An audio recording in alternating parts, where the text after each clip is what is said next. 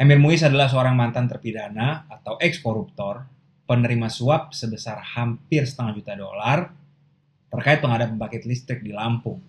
Beliau sudah bebas di 2016. Kok bisa ya dilantik? Padahal, kata Erick Thohir, Menteri BUMN kita, akhlak adalah pilar pembangunan karakter. Inilah kacamata Rian Ernest.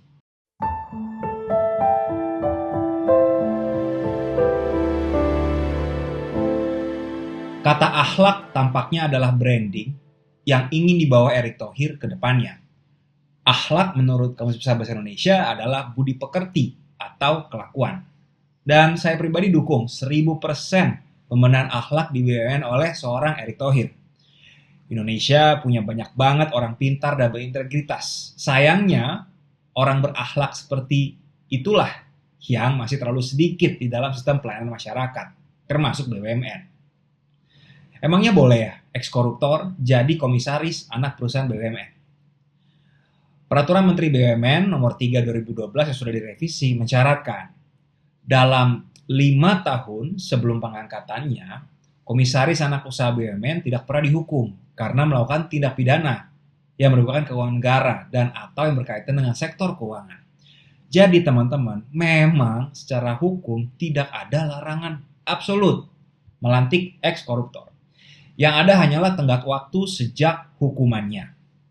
Meski demikian, ada fakta yang menarik. Menurut berita merdeka.com, awal Maret 2016, Pak Emir Muiz bebas dari penjara. Dan pada 18 Februari 2021, beliau diangkat sebagai komisaris. Coba kita perhatikan lagi bulannya. Maret 2016 bebas, Februari 2021 diangkat komisaris.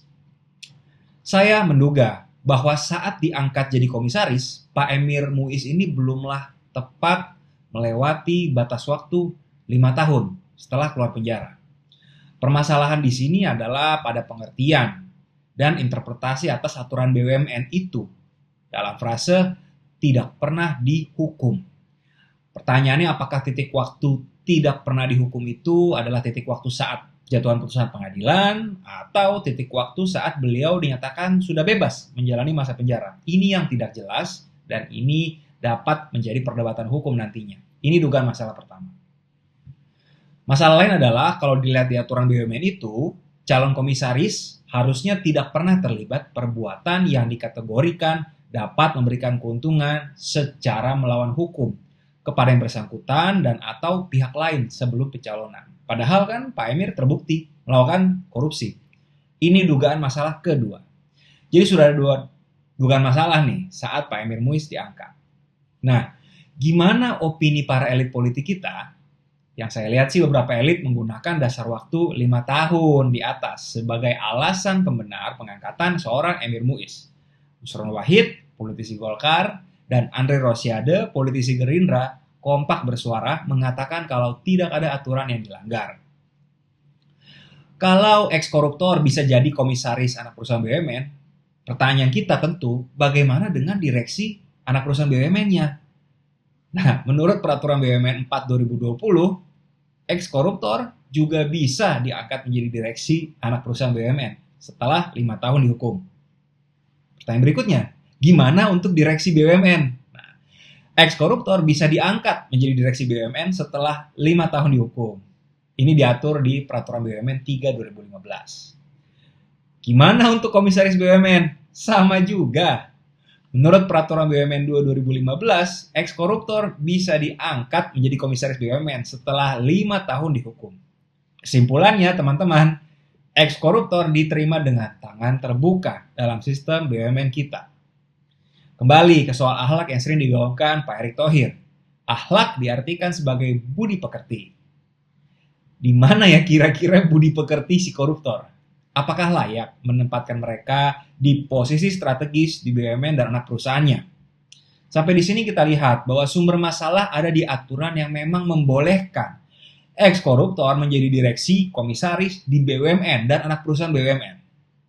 Jujur, kita harus berterima kasih kepada Pak Emir Muiz yang sudah menunjukkan boroknya sistem di dalam BUMN. Nah, dan ini kesempatan bagi seorang Erick Thohir.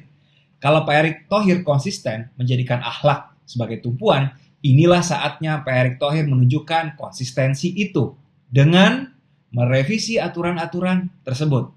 Kendali penuh untuk revisi ada di tangan Pak Erick Thohir. Apa ruginya bagi negara kita kalau revisi? Tentu tidak ada. Justru untung. Kenapa? Karena masih banyak sekali negara kita orang pintar, profesional yang berintegritas. Siapapun lah di sisi pemerintah, DPR harus membuat perilaku yang keras terhadap eks-koruptor. Korupsi saya percaya adalah kanker bagi anggaran dan mesin birokrasi serta korporasi. Janganlah korupsi disamakan dengan maling sendal atau maling kotak amal yang harus mencuri karena perut mereka kesakitan belum dapat makan. Saya menduga pendukung dan pemilih Pak Erick ini nanti akan datang banyak dari ekonomi kelas menengah yang tentunya memperhatikan isu korupsi. Jadi ini bisa menjadi modal baik bagi Pak Erick ke depannya. Sekali pukul, sekali revisi, dapat poin untuk Pak Erick dan juga dapat poin untuk mengangkat lagi citra anti korupsi Pak Jokowi. Keberanian Erick Thohir bisa menjadikan BUMN kita jelas lebih sehat dan profesional. Emang kita bisa percaya ada eks-koruptor yang tobat? Mereka-mereka ini sudah pernah merasakan jalan pintas menjadi kaya dan mereka menyaksikan praktek ini masih terus banyak dilakukan orang lain. Jadi apa kita bisa yakin pintu pertobatan itu datang? Nah tentu koruptor dan pendukungnya akan protes dengan niatan revisi ini.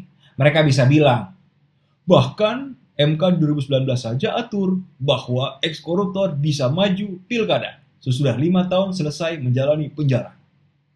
Ya silakan saja berargumen. Tapi kan soal BUMN ini sepenuhnya urusan internal Kementerian Pak Erick Thohir. Ini jelas berbeda dengan pengaturan hukum pemilihan umum. Ini penting untuk memastikan good corporate governance tercipta di BUMN kita. Modal BUMN kan juga dari uang pajak kita-kita. Setujukah teman-teman? Ayo like dan share video ini ke jaringan. Kita jumpa lagi di Kacamata Ren Ernest berikutnya.